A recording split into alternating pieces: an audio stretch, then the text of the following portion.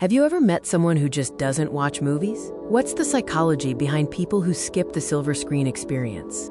Movies are a cultural cornerstone, a shared global experience, and a primary source of entertainment for most.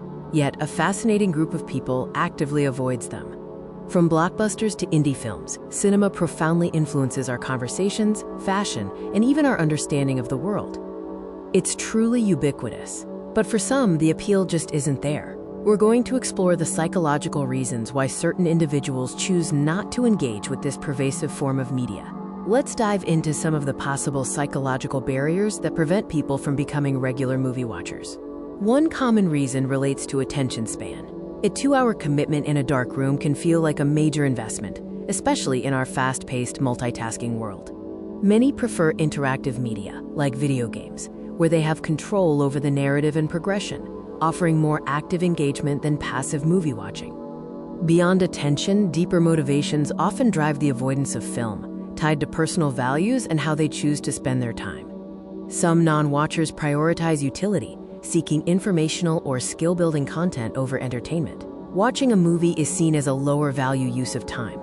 They might find other forms of storytelling, like reading a complex novel or listening to a detailed podcast, to be far more compelling and rewarding.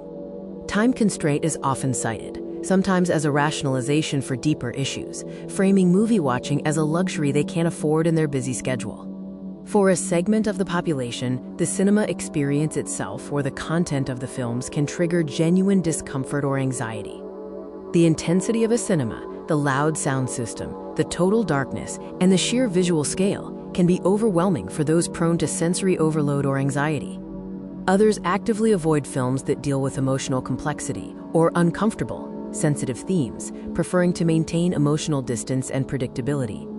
Finally, various lifestyle factors and priorities dictate how people allocate their leisure time, steering them away from movie consumption. For some, there's a lack of social pressure. They aren't worried about keeping up with cultural trends or sharing in the collective cinematic experience.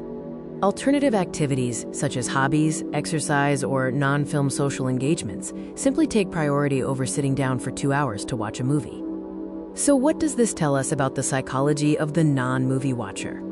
The reasons for avoiding movies are incredibly diverse, from rational time management to deep-seated sensory needs and unique preferences for how they consume narrative content. Ultimately, for the non-movie watcher, it's not a deficit, but a valid, informed preference for a different kind of engagement with the world. Thanks for watching.